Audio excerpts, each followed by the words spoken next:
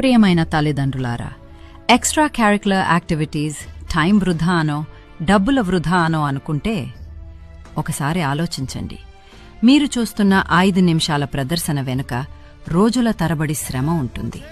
అందులో క్రమశిక్షణ ఉంది, అందులో నిరంతర సాధన ఉంది, అందులో ఆత్మవిశ్వాసం పెరుగుతుంది.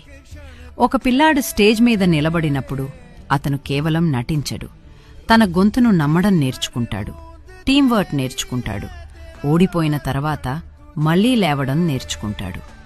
ఆ స్టేజ్ మీదే ఒక నమ్మకం ఏర్పడుతుంది.